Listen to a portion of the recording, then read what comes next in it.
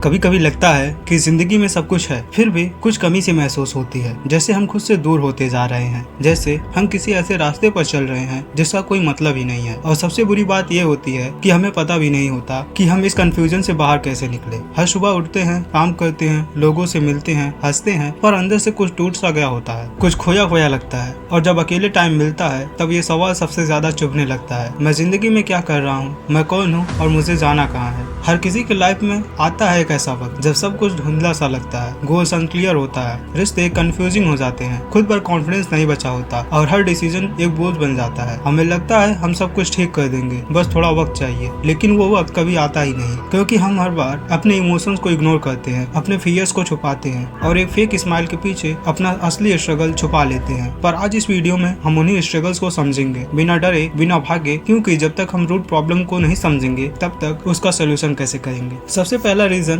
जिसके वजह से तुम्हें लगता है कि तुम लाइफ में लॉस्ट हो, वो है डायरेक्शन की कमी। तुम दिन भर बिजी हो सकते हो, पर बिजी होने का मतलब प्रोडक्टिव होना नहीं होता। अगर तुम्हारे पास क्लियर गोल नहीं है तो तुम सिर्फ दिन काट रहे हो, जी नहीं रहे हो। तुम्हारे माइंड हर वक्त किसी और की लाइफ से कंपेयर करता रहता है, सोशल मीडिया पर देखे गए लोगों से, उनकी सक्सेस से, उनकी हैप्पीनेस से, और धीरे धीरे तुम्हें लगता है तुम लाइफ में पीछे रह गए हो। दूसरा रीजन है तुम अपने इमोशंस को सप्रेस करते हो। सोसाइटी ने हमें सिखाया है कि रो मत, वीक मत दिख, पर यह सबसे बड़ा झूठ है। इमोशंस को समझना और एक्सप्रेस करना मैच्योरिटी की निशानी होती है, लेकिन हम अपनी इनसिक्योरिटीज, गिल्ट और पेन को इग्नोर करते हैं और एक मास्क पहन लेते हैं, और वो मास्क इतना भारी हो जाता है कि एक दिन हम खुद अपने असली चेहरे को भूल जाते हैं। तीसरा रीजन, तुम अपनी लाइफ किसी और के एक्सपेक्टेशंस पर जी रहे हो। पेरेंट्स, रिलेटिव, फ्रेंड्स या सोसाइटी की सोच, हर किसी का प्रेशर तुम पर होता है और तुम खुद से ये सवाल नहीं करते कि मैं क्या चाहता हूँ, मुझे किस चीज में सुकून मिलता है। कभी कभी हम दूसरों को खुश करते करते अपना सपना भूल जाते हैं, अपने पैशन को छोड़ देते हैं और उसी चक्कर में एक मीनिंगलेस लाइफ जीने लगते हैं। अब बात करते हैं तुम्हें इस लॉस्ट फीलिंग से बाहर कैसे निकलना है। सबसे पहला स्टेप है खुद से एक ऑनेस्ट कन्वर्सेशन। किसी शांत जगह पर जाओ, बिना फोन, बिना किसी डिस्ट्रैक्शन के, और खुद से पूछो कि मैं इस वक्त कैसे महसूस कर रहा हूँ, किस चीज ने मुझे इस पोजीशन तक लाया और क्या चीजें मुझे अभी चेंज करनी चाहिए। जब तक तुम खुद को समझने की कोशिश नहीं करोगे, तुम दूसरे सोल्यूशन ढूंढते रहोगे। दूसरा स्टेप, लिखना शुरू करो, जर्नल बनाओ। हर दिन के थॉट्स, फियर्स, होप और सब लिखो। लिखने से क्लियरिटी आती है, तुम्हारा माइंड रिलैक्स होता है और तुम अपने पैटर्न को समझने लगते हो। कौन से दिन तुम प्रोडक्टिव थे, कौन से दिन एंग्जाइटी ज्यादा थी, ये सब ऑब्जर्व करना तुम्हें अपने आप कनेक्ट करेगा। तीसरा स्टेप, एक स्ट्रॉन्ग रूटीन बनाओ। चाहे तुम स्टूडेंट हो, जॉब करते हो या खाली हो, रूटीन होने से तुम्हारा माइंड स्टेबल होता है। डिसिप्लिन तुम्हारे लाइफ में एक स्ट्रॉन्ग फाउंडेशन क्रिएट करता है। अर्ली मॉर्निंग उठना, exercise, reading, time bound task, ये सब तुम्हें लॉस से फोकस बनाते हैं। और सबसे जरूरी बात, तुम अपने पास्ट को एक्सेप्ट करो। हर गलती, हर फेलियर, हर टूटने का एक रीजन था। तुम उस मोमेंट वीक थे, पर तुम अब उस मोमेंट में नहीं हो। तुम ग्रो कर चुके हो, तुम सीख चुके हो और तुम फ्यूचर क्रिएट कर सकते हो। तुम्हें अपने आप को माफ करना होगा और अपने हर वर्जन को एक्सेप्ट करना होगा, तभी तुम आगे बढ़ पाओगे। जिंदगी का मतलब हमेशा बड़ा कुछ करना नहीं होता,